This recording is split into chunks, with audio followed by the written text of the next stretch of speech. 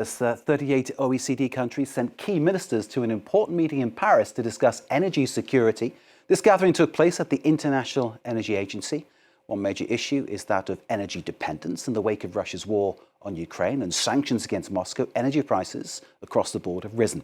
Many are warning, though, against becoming too reliant on American supplies, and they're urging more diversity as Russia's gas will be phased out by next year. Easier said than done, perhaps. Though Austria, for one, is looking at the African gas market to create its own diversity. Well, in Africa, clean cooking is an issue of great concern. With 1 billion people relying on wood and charcoal to cook their food each day, there's a disproportionate number of deaths due to fine particle air pollution. Literally, that's breathing in the smoke from the cooking fire. Here to talk more about what can be done and the challenges ahead of trying to do that is Andy Hershkovitz, who's CEO of Mission 300 Accelerator. Andy, thank you for being with us. What is the scale of this issue regarding clean cooking in Africa? How big a problem is it? Can you give us a sense of that first? So you said it, Mark, 1 billion people who literally every day are cooking with wood, with charcoal, with dung, breathing in smoke. Because it's not like they have these ventilated kitchens. They're these places where you're just breathing smoke all day long.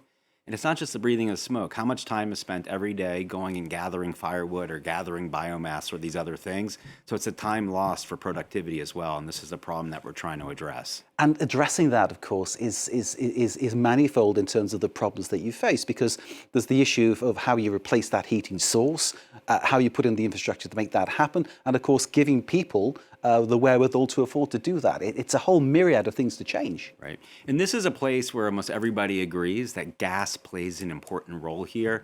A lot of people, you're pushing on renewable energy, but the reality is a solar panel cannot necessarily produce heat as efficiently as gas can, and it's a lot more expensive to do that. So almost everybody agrees that developing the gas infrastructure, particularly in African countries, will go a long way to solving this issue. We were really excited to have the U.S. Secretary of Energy announce this Clean Cooking Accelerator initiative along with Norway. It's the Global Energy Alliance for People and Planet, Rockefeller Foundation, the Clean Cooking Alliance, and this new entity called the Energy Corps, along with IEA. We're all going to work together to try to figure out how do you develop the infrastructure to make sure that people can cook with clean cooking gas. It is a massive challenge ahead, and you're a part of this Mission 300 Accelerator. Explain how that comes in. Yeah. So one of the things that we're doing is we're making sure that African governments themselves have the support to develop actual pipelines of deals. We take it for granted that a lot of people, you've got gas in your home or you have electric cooking, but electricity is more readily available. And we're not ruling out electric cooking where it's available. But in places in remote areas of Africa that are really far from the electrical grid, imagine it could be 30, 40 years before the electrical grid reaches them. They're not able to cook with a small little solar panel. It just doesn't generate enough heat. So they're going to continue to use firewood and things like that. So we're trying to figure out how do you develop a supply chain to get that cooking gas out to them. And our theory is if you can get a Coca-Cola to the most remote area of the world, there's no reason you can't get cooking gas out there as well.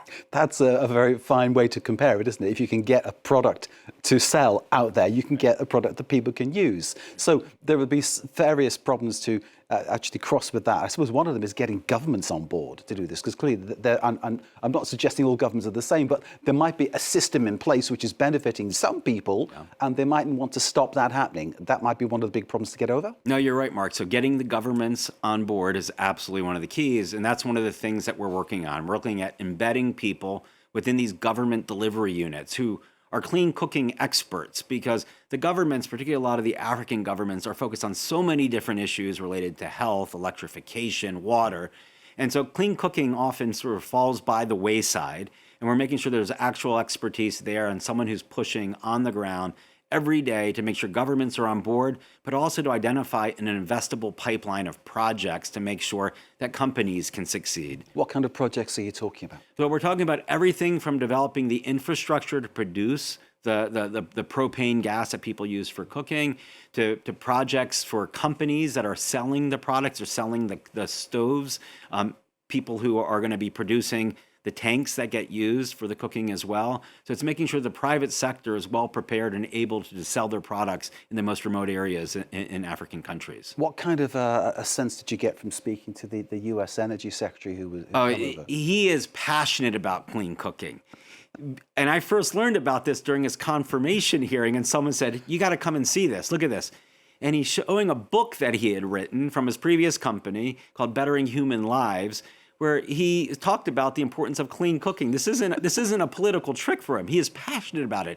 He started an NGO that's doing this. He's got his NGO, which he's no longer affiliated with because he's the Secretary of Energy. They're doing projects in Kenya. They're doing projects in Ghana. He is one of the greatest advocates for clean cooking, and he was very clear about it that the Trump administration supports this effort. Okay, so Chris Wright, on side, on board, and saying the right things, doing Absolutely. the right things. Not saying the right things, saying what he believes, which is the right thing, right? That's always a nice thing to hear. He's saying what he truly believes, and it's really refreshing working with him on this.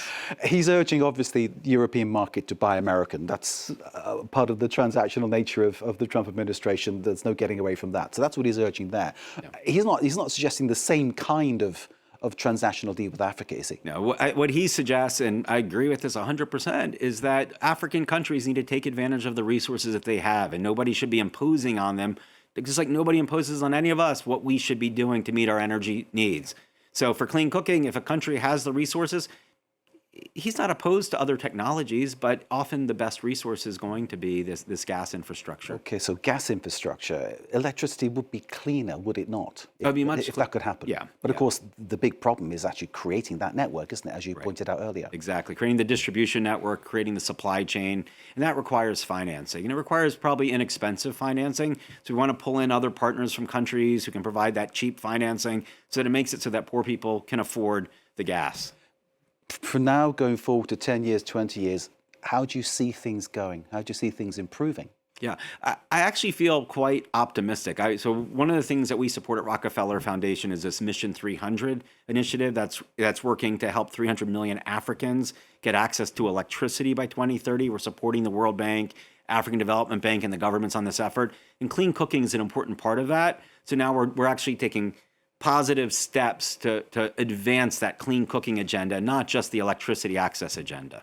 Andy, we could talk more, but sadly time is against us. Andy Herskowitz is the CEO of Mission 300 Accelerator, talking about the necessity to have clean cooking across Africa to save people's lives, because it's killing how many people each year? It's 800,000 people a year. 800,000 people a year because of inhaling cooking smoke, which is a terribly sad situation to consider. Andy, great to meet you. Thank you very much indeed. Good luck with the project. Thank you so much. Well worthwhile. Andy Herskowitz of Mission 300 Thank you. Accelerator, clean cooking across Africa. We take a